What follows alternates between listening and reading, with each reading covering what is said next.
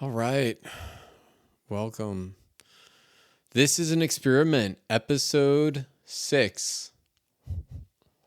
Episode 6 coming up on a week, I guess. Wow. This is an experiment, episode 6. Today is August 2nd. Technically, it's Monday, August 2nd, 12:52 a.m. So I didn't do one Sunday because the clock flipped over to midnight. So, I mean, technically, it's like I did it the same day. I've done it every day because I'm doing it before I'm going to bed, but I'm doing it like just after the clock hit midnight. I'm really starting to um, ease into this idea of getting comfortable with my inner night owl. Because right now I'm sitting down to actually like hammer out a bunch of work. And I feel like I'm, like when I was like back in college, pulling all nighters and like cranking out uh essays. Like it's kind of what it feels like. But I also feel like this is like this sweet spot. Um, when I hear about entrepreneurs waking up at 5 a.m. Excuse me. I hear about entrepreneurs waking up at 5 a.m. to, do stuff when the rest of the world is asleep, and everything is quiet. I get that and I understand that because I feel that same way um, after midnight. Midnight, 1, 2, 3, 4, 5 in the morning. That's the time to do it. Not 5, 6, 7, 8. Not as the sun is coming. Dead of the night. Um, because I feel like when I do this, when I do work at these late times, all of the little things that have been flinking and clinking and just like lighting up all day, my brain is just like, I don't want to think about that. It gets to the point where it's like it doesn't want to think about anything. Like my brain doesn't want to think about anything. And so it'll only think about the stuff that I tell it to think about. Um, Now, how do I get that to happen during the day? Oh, that's another thing entirely. Another thing entirely. But I am settling in to doing late night work and I'm into it. I'm here for it. So, take this off. Well, you can see my face now. Um, I put a big of a a bit of a target on my back today, and I'm okay with it. Um, Basically called out. I did a post that said, "Client kit with traffic and funnels ruined my mindset." Um, was the headline, and it's like one of those things where it may be like a little bit hyperbole, but that's the point, right? Of copy. It's to engage people, to like pull people in, to elicit a response. Like this is marketing. Uh, one of the things that I learned is, you know, when you're positioning yourself, you have to position yourself against, for or against other people in your industry. And so in this case, I'm positioning myself against, industry titan traffic and funnels. And I, basically outlined what my experience was and, the effect that it had on me and all of that stuff. Because I know there's a shit ton of people that had really bad experiences with them. Um, and one of the things that I learned in this, is you pit yourself against other people to position yourself, like virtue signaling, if you want to call it that. This is what I stand for. This is what I stand against. These are my values. This is what I will do. This is what I will not do. You do virtue signaling, right? And so that's what I did with this post. Is this big, huge line in the sand, um, me versus traffic and funnels. Like it's basically what it was. And then everybody that is supportive of, traffic and funnels and they, buy into that whole cult, then, as I like to call it, everybody that's bought into all of that and they, follow all the hype and all the stuff and they do it and it's their way of operating and it works and all that. Cool. Awesome.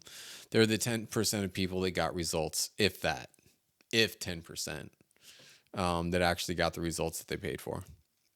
So there's that. Now, so what I did with this, and this was like a conscious thing. Like this wasn't just me calling out like, oh, I'm so, upset and blah, blah, blah, whiny, like traffic and funnels. It's like, no, this was a conscious decision to draw a line in the sand to separate people, right? And the way that I view this is that this is a very polarizing thing, right? The people that don't like you are definitely going to hate you after this, and you might lose some friends over it. The people that agree with you are going to love you even more, right? So if we look at the idea, let's say that traffic and funnels has a 10% success rate, right? They have a 10% success rate. And I side with the 90% of the people that didn't have success. Well, now I can sell to that 90% of people instead of to the 10%. 10% probably won't buy from me anyway. And honestly, they're not my people. So why would I market to them? I wouldn't. Why would I sell to them? I wouldn't. Why? Because they're not my people. So I draw a line in the sand, filter those people out, and then bring the ones even closer to me. That's fucking marketing. You can't be mad at marketers for marketing or market like. You can't be mad at someone for marketing. And it's like,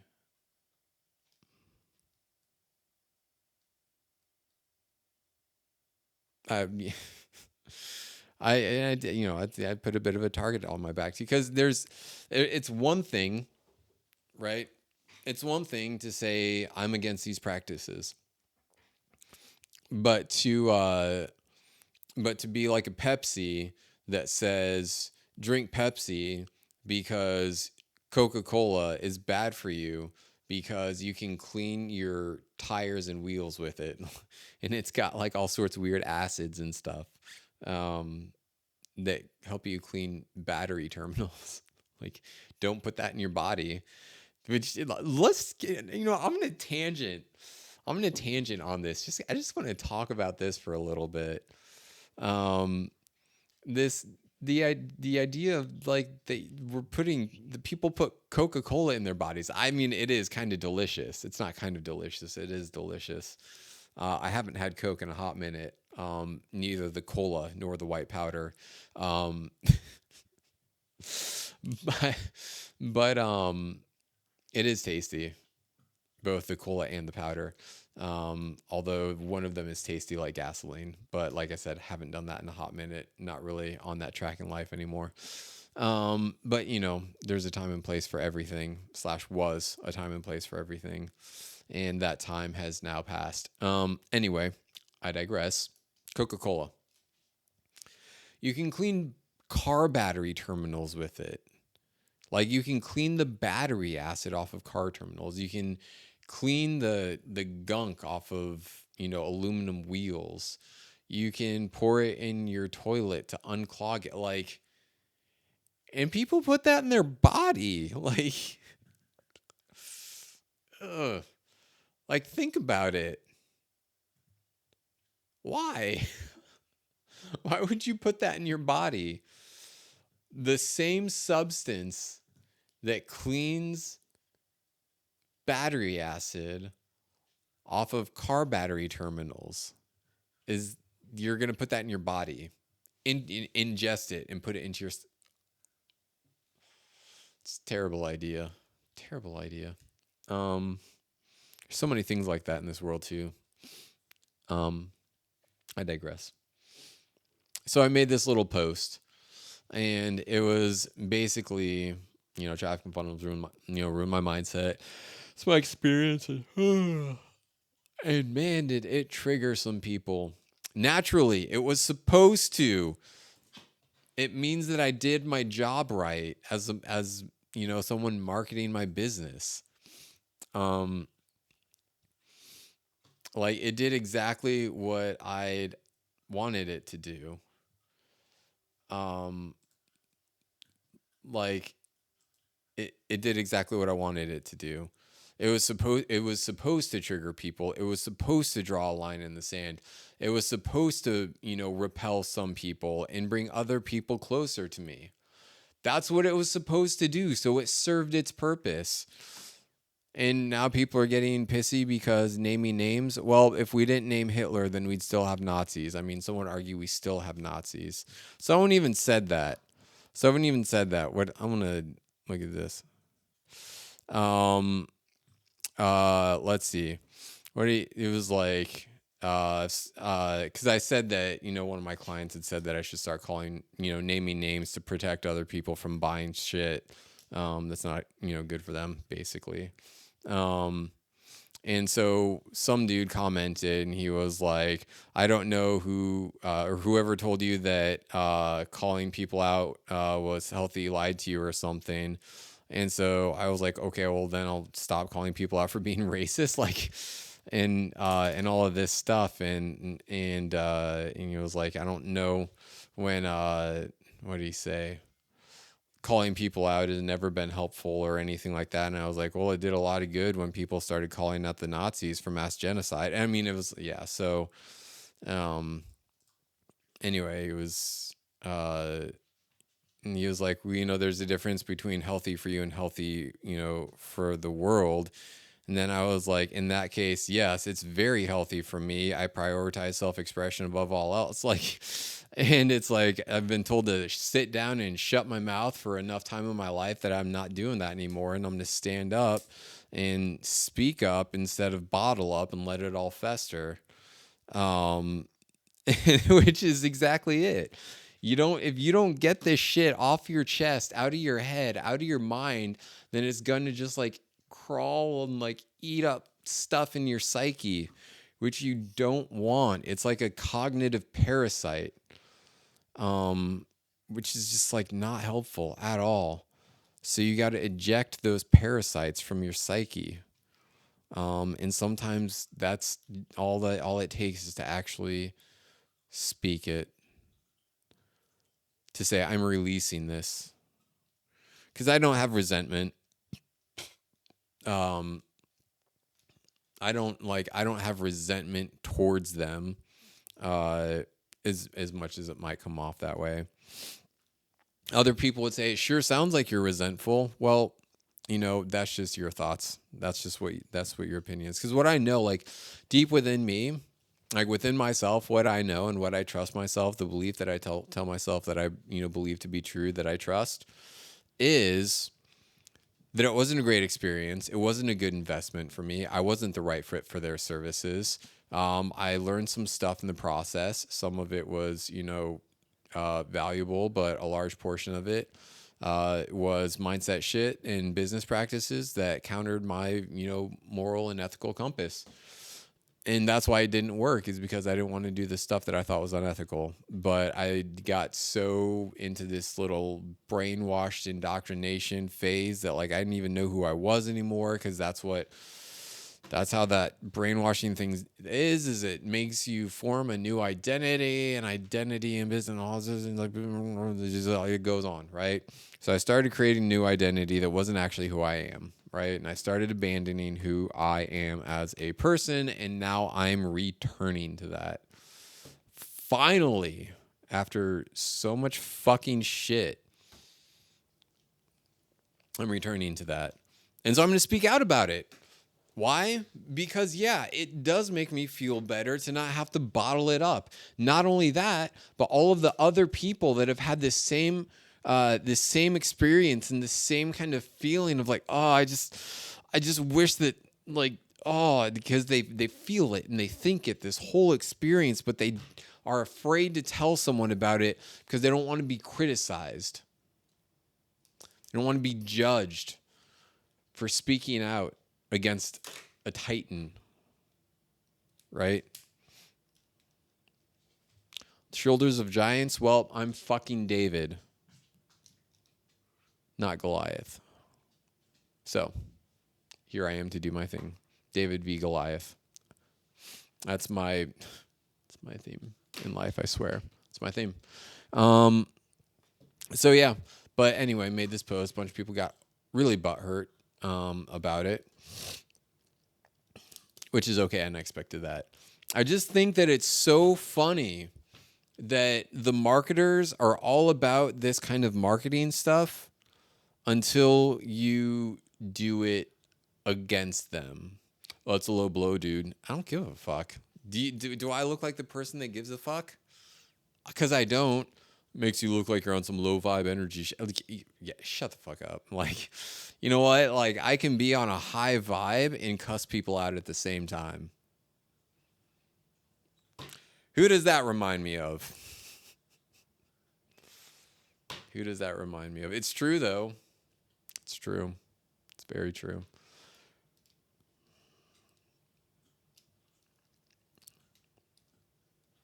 Let me tell you who it reminds me of. It reminds me of the cult leader of the Doomsday cult that I almost got sucked into. Almost I don't want to say mere reflection of me, but it was close. I just had better scruples, I think, and less black magic. Being completely honest. But your vibe, your energy. Look, your energy is however you define it to be. The second you allow someone else to define what your energy is, you need to start taking a look at some stuff, right? It's your energy. You know what vibe you're on, right? And there's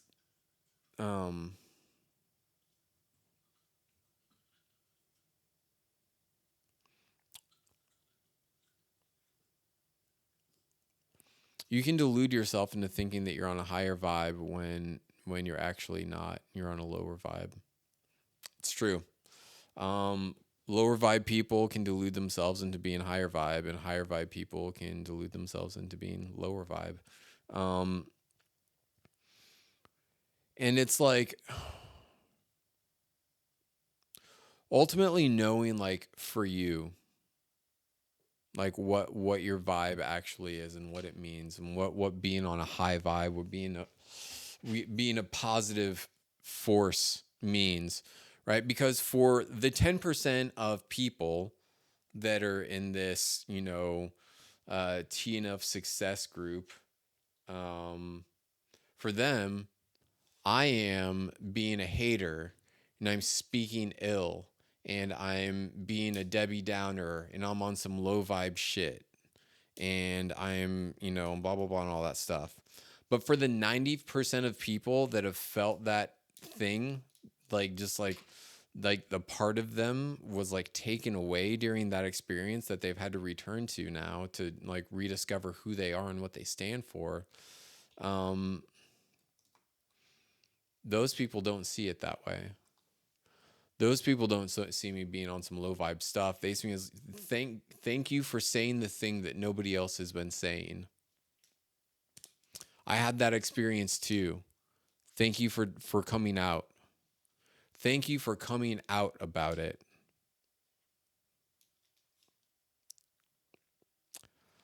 One man's hero is another man's villain. And coming to accept that is a part of the game. In order to be some person's hero, you have to be willing to be somebody else's villain.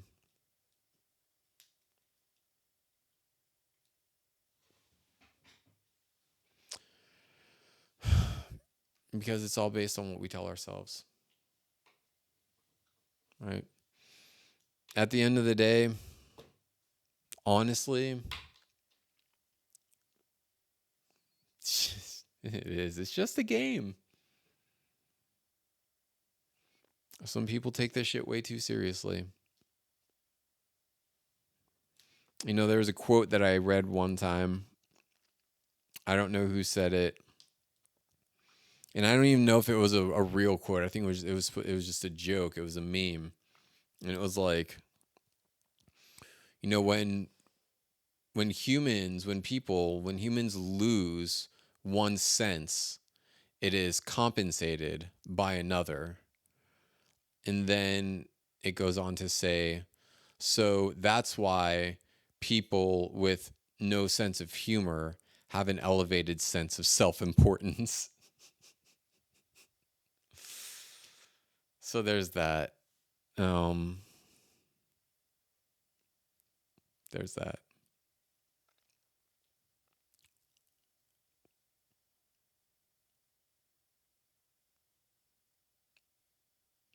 But yeah, I'm curious to see how this starts to flow. What's gonna happen? What the fallout is, because a lot of people kind of like tiptoe around, but nobody really names names. And I've never really gone to the point of naming names until today.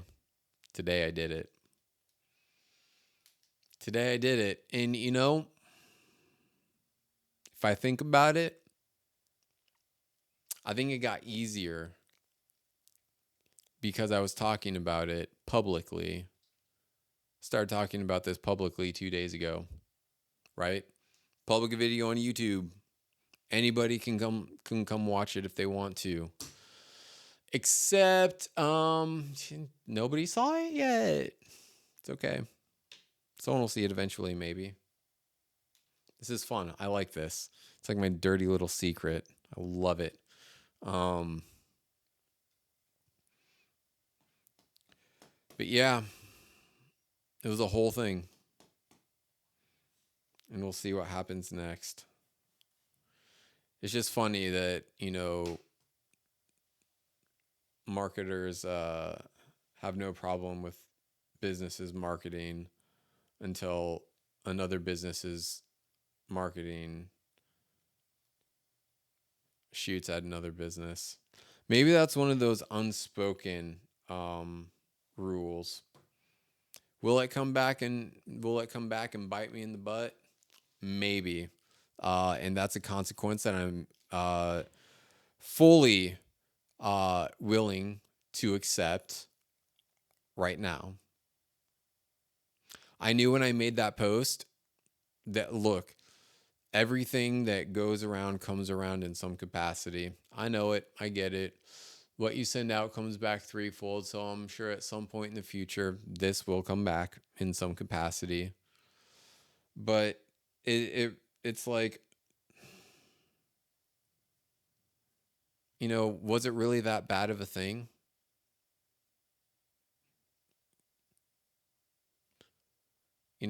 Because it's like, what does that say about me that I'm willing to call out a shitty business practice?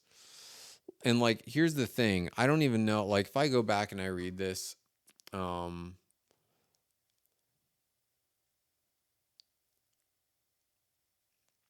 basically I said that going through their stuff ruined my mindset.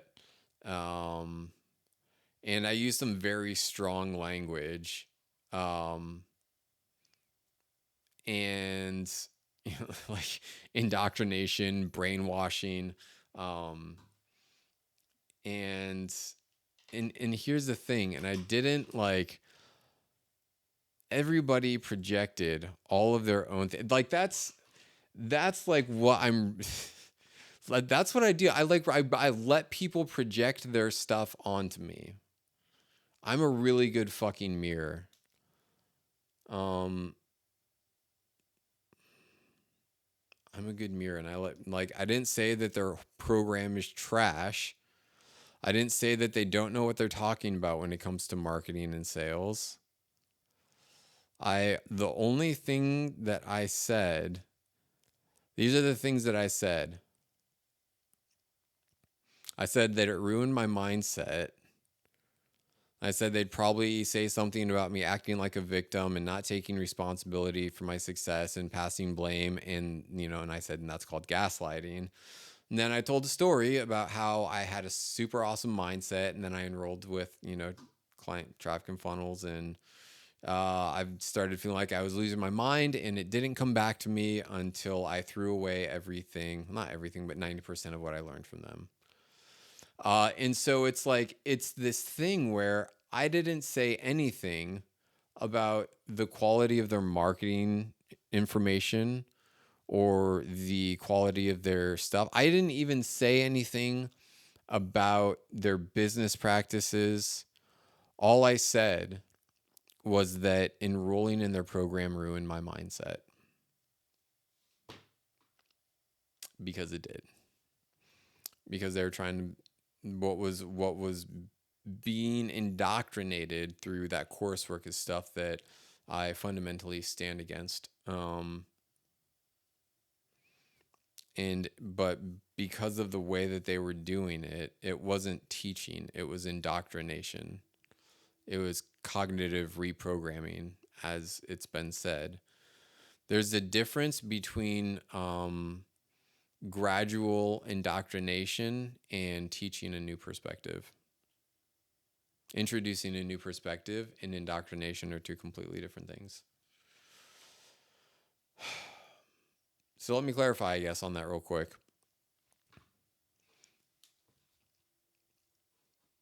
When I say indoctrinating new beliefs versus teaching a different perspective, what I mean by that is indoctrinating new beliefs is bringing someone into a place where they believe, they subscribe and adhere to a new set of beliefs that counter what they previously may have believed to be true, or whatever beliefs they may have held, unlimiting beliefs, etc., whatever.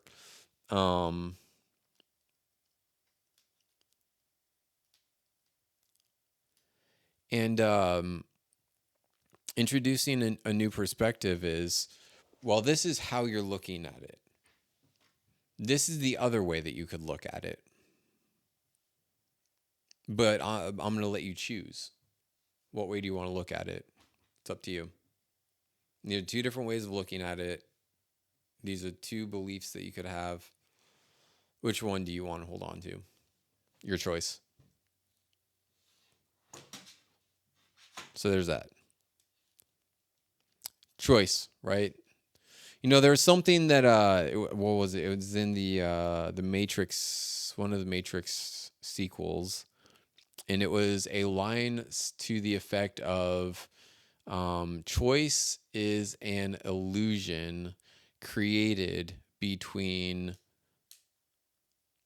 those with power and those without, or something like that. Or choice is an illusion created by those in power for those without, or something. It was something to that effect. Basically saying that choice doesn't actually exist. It's merely something that is presented from people in power.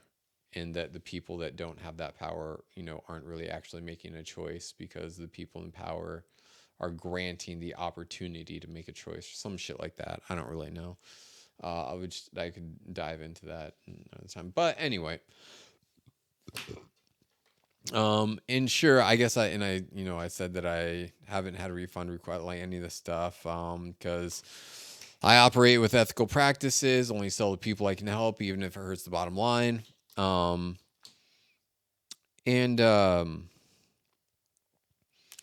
so is it implying that I don't appreciate their business practices? Maybe, maybe not. I don't know. Well, it lets people project. That's what I do. I let people project their shit onto me.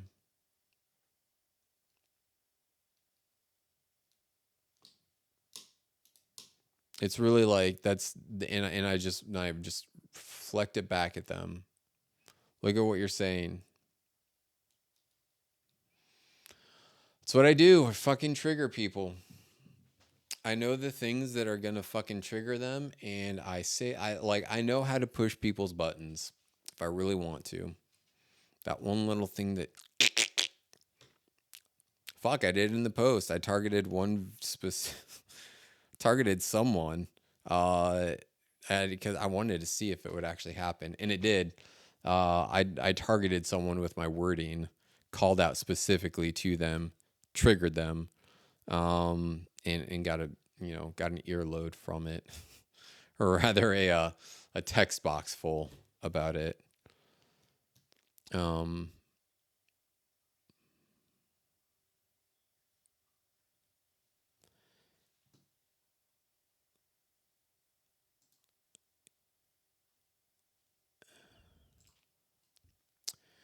And it's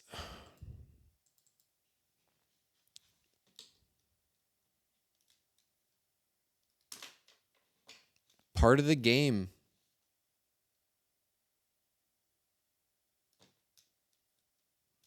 It's part of the game. It's all the game. Is it a game?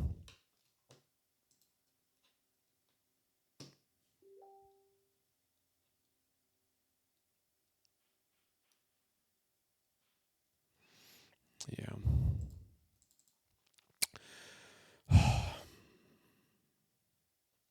I don't know.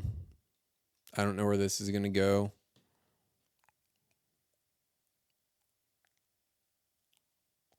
There's sometimes, though, I'll be honest.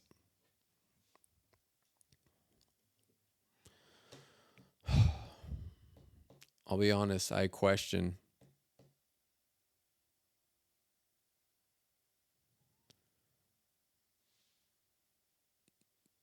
Like, I am scary good at this. I was telling this to my therapist one time. That I understand the psyche, the human mind, way it processes, very, very deep level, mostly because I've spent a lot of time exploring my own.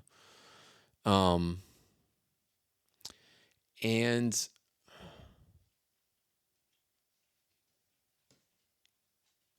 I can manipulate people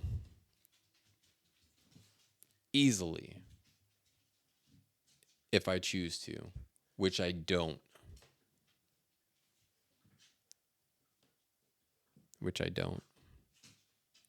Because I don't.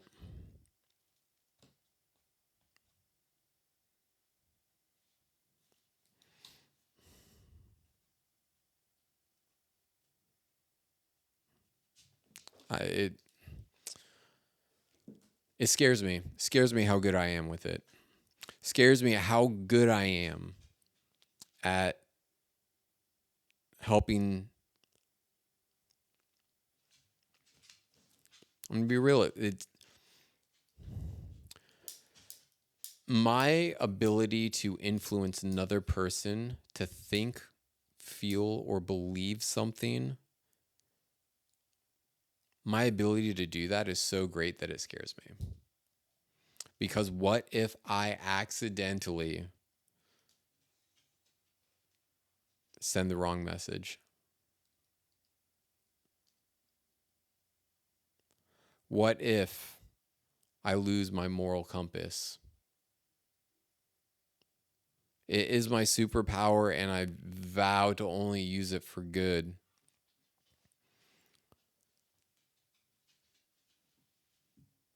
Says every single person that has been corrupted.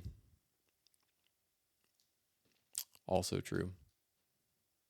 Only going to use it for good until you realize, well, I could use it for a little bit of not good, but it's not bad. It's not bad. It's not good, but it's not bad. And so, yeah. Oh, I got away with it. Maybe I can do a little bit more. Oh, I got away with that too. How far can I push the envelope of doing not good before I don't get away with it anymore? I refuse to do that. Refuse to do that. Absolutely. I will only use this for good. but it scares me, and I almost don't want to use it at all because of how powerful of a skill, of a gift it is. Mastermind. I know it sounds like I'm fucking tooting my own horn right now, but it's not. If I want to get deep inside somebody's mind, I can do it. Not hard. Not hard at all.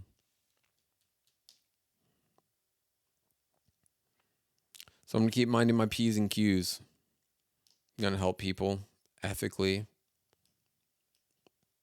And draw lines in the sand where necessary. And if someday all of this comes crashing down on me, then so be it. So be it. But here's the thing. This is what I have to say to that. Is that whenever it comes back to me, in whatever shape or form that may happen,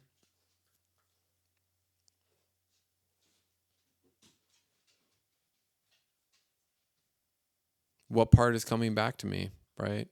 Comes back on both sides, right? Two sides to every situation, two sides to every coin, two versions of every story, right? There's the side of how dare you name names and call out people.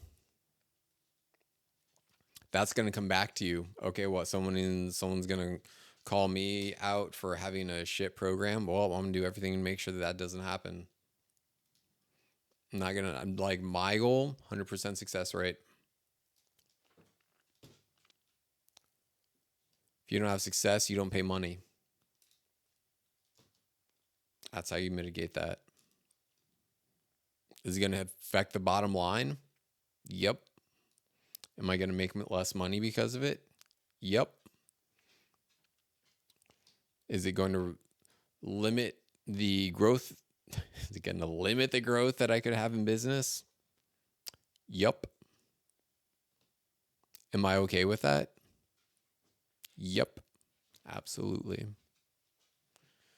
There's this whole kind of shaming stigma around playing small, right? And these kind of high and mighty entrepreneurs, they 100K months, 200K months, 500K months.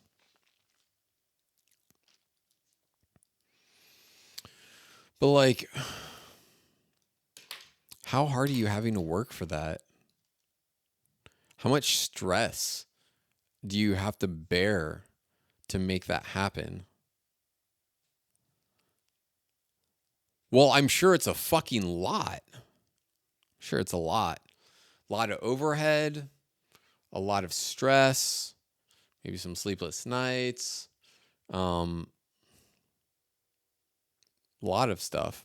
But that's what it takes to hit those 100, 120, 150, 200, 250, 500K months. That's what it takes. But I don't want that. And there's nothing wrong with that. Look, if I can hit 40K months and work 20 hours a week, like, that's not playing small. That's living large. I barely have to work. If I can get to the point where I have like it's like me and like a VA, and like if it's me, a personal assistant, and maybe a small team, and I'm doing, yeah, like even if it was me and a VA and maybe like one or two other team members. No, you know what? If it was me and a VA and I was doing 30K, if I was doing 30K a month with zero overhead, or like, sub 5K in overhead,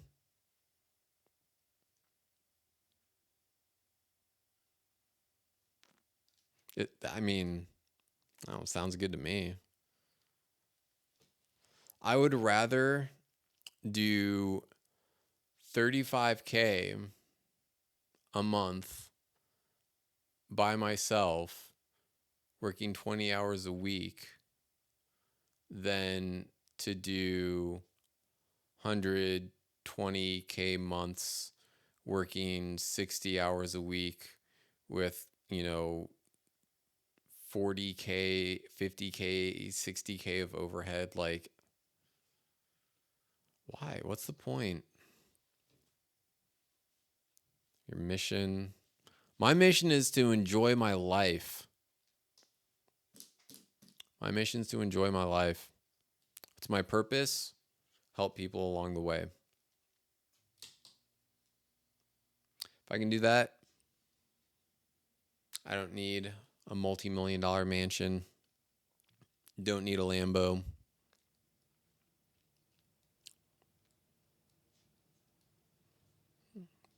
It's not necessary. Anyway, this is an experiment. Episode